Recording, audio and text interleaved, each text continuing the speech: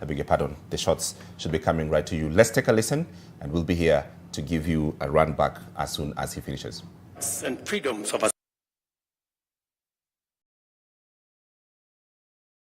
public authorities by a section of law-abiding citizens of the Republic of Kenya was infiltrated and hijacked by a group of organized criminals. Most regrettably, today's attack on Kenya's constitutional order has resulted in the loss of lives, also destruction of property and desecration of institutions and emblems of our sovereignty. Today's events mark a critical turning point on how we respond to grave threats to our national security. I assure the nation that the government has mobilized all resources at the nation's disposal to ensure that a situation of this nature will not recur again at whatever cost. I thank our security officers who are on duty today for applying themselves to the best of their abilities in the defense of Kenya and its people. Accordingly, I have directed all the organs of our national security to deploy measures to thwart any attempt by dangerous criminals to undermine the security and stability of our country. As the people of Kenya go to bed tonight, I give you my assurance that your security, that of your families and property remains my utmost priority. To the young people of Kenya, who I must thank for helping our country organize our democratic discourse around issues, I thank the conversation you have begun around pertinent issues of our nation will continue to inform our policy and governance. As I promised on Sunday, this conversation will not be in vain. I will not only champion for the cause of issue-based, policy-oriented, and tribeless engagement on critical national issues, but also provide a framework for this conversation to be processed and its outcomes implemented. However, must be conducted in a manner that respects and foundational conversation on any subject matter must be conducted in a manner that respects and honors the foundational values upon which our nation is established, namely constitutionalism, the rule of law, and respect for institutions. It is very painful for Kenya that a conversation this crucial was hijacked by dangerous people who have caused us the kind of loss we have incurred as a nation today. It is possible that the criminals who rained terror on innocent people and attempted to challenge our law enforcement deployments are still determined to continue with their dangerous behavior. I assure the nation of the government's determination to fulfill its constitutional duty of protecting the people of Kenya against all forms of harm. I hereby put on notice the planners, financiers, orchestrators, and abettors of violence and anarchy that the security infrastructure established to protect our republic and its sovereignty will be deployed to secure the country and restore normalcy. It is not in order or even conceivable that criminals pretending to be peaceful protesters can rain terror against the people, their elected representatives, and the institutions established under our Constitution and expect to go scot-free. We must isolate crime from democratic expression and separate criminals from people exercising the freedom of expression and divergent opinion.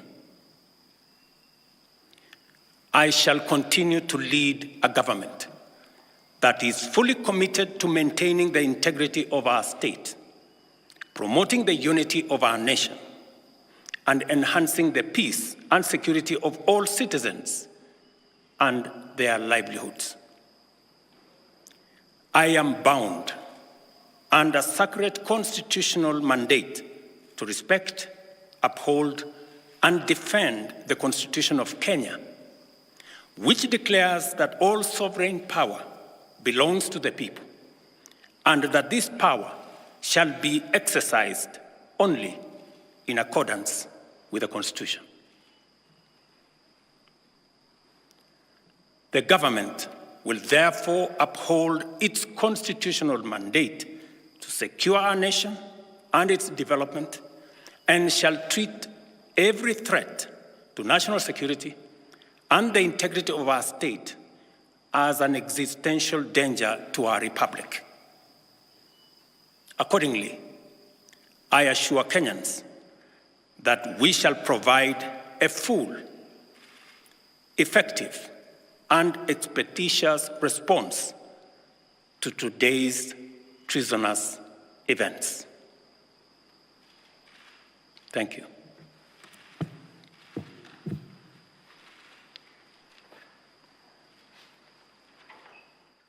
That is President William Ruto in his State of the Nation address that started just a few minutes ago, just from where he ends. He says that today's events were treasonous, and he has assured the country that his government will mobilize all resources to make sure that the situation of this nature will never occur again. In that speech that we've just listened to, he's directed the organs of the national security to be deployed measures to make sure that these events that we're seeing today do not reoccur. He says that the protests today were hijacked by dangerous people. He says criminals who are planning and financing and abetting those criminal activities have been put on notice. He's gone further to say that the criminals who are pretending to be protesters have attempted to hijack the constitutional order of the Republic of Kenya today. That's the President William Ruto. They are talking to us about the state of the nation and the interpretation, the characterization of what has happened today from his office. He says we must isolate the criminals from democratic expressions, while thanking the young people in his speech, saying that the young people must be thanked for bringing politics or bring issue-based politics as opposed to tribal and other types of politics. Indeed, a firm-speaking president there, and he did say that he would champion those engagements on critical issues as well. All right, well, we will delve deeper into that in the coming days. Now, the Occupy Parliament protests took an unprecedented turn on Tuesday today, as a section of demonstrators managed to breach security and gain entry into the bicameral House, quite literally setting in motion a series of chaotic scenes inside and outside of Parliament. Well, several protesters were shot dead as police fired live ammunition in an attempt to push back the youth who had outmaneuvered and outnumbered the security team stationed to guard the House. Members of Parliament, a majority who voted in favour of the bill, were forced to scamper for safety through an underground tunnel in the building. NTV's 𝙏𝙼𝙖𝙑 𝙔𝙤𝙪 with an account of what transpired. As members of Parliament finalised considering the Finance Bill 2024 through the Committee of the Whole House and finally passing the bill through the third reading, Hundreds of protesters who were engaging police officers outside Parliament managed to push through the barricades and overrun the police and made their way into the House. This despite heavy gunfire and tear gas. The lawmakers, a majority who voted for the bill who were having lunch, had to quickly flee through the underground tunnel and evacuated to the Bunge Towers across Parliament as a section of the youth outmaneuvered the police to enter the building through the Senate entrance. This broken fence, evidence of the violence witnessed here.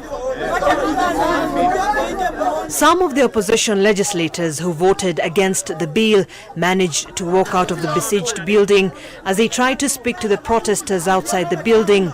In the ensuing chaos, the protesters set a section of Parliament ablaze.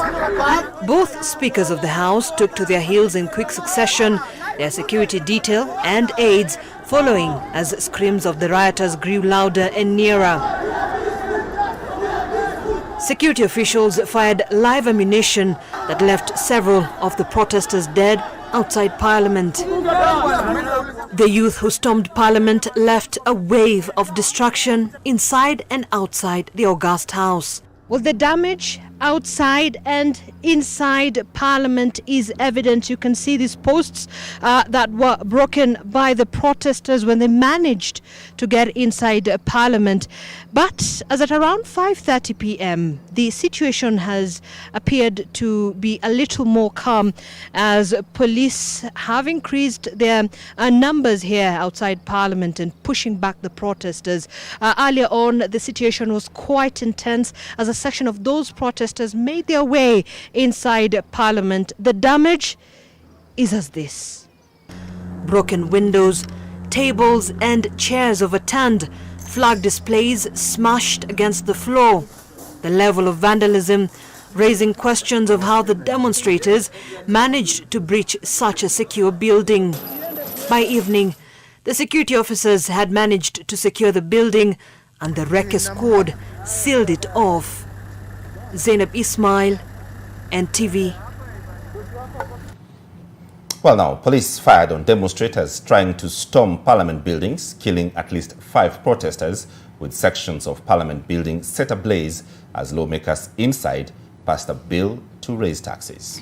The protesters overpowered the police who had barricaded sections of City Hall Way. More than 50 people were wounded by gunfire and rushed to various hospitals. Rose Wangoi has more details.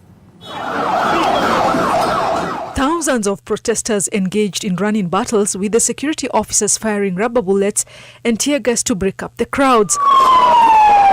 The push by the protesters came just as MPs passed a controversial finance bill that introduced unpopular tax proposals. Police could be seen using live bullets in an attempt to prevent the youth from accessing the building, with protesters approaching from both City Hall and Uhuru Highway. In chaotic scenes, protesters overwhelmed police and chased them away in an attempt to storm the Parliament building. It was at this point that police reportedly fired live ammunition at the protesters, killing at least 5 people as protesters overran the security protocols and set some police cars ablaze. According to a statement by human rights groups, more than 30 people have been injured, with 13 of these people shot with live bullets, 4 with rubber bullets and 3 hit with launcher canisters. One person was shot dead, was wrapped in a Kenyan flag and carried away. Several bodies could be seen lying outside Parliament buildings. Sirens blared as ambulances drove into Parliament amid fears of the shooting of several protesters. The number of casualties could, however, rise. The unrest came as youth in at least 30 counties took to the streets to protest against the finance bill. Rozongoi, NTV. It has indeed been an historic day in Kenya's history. At this point, we've got to take a break. There is more on the other side. Don't go far.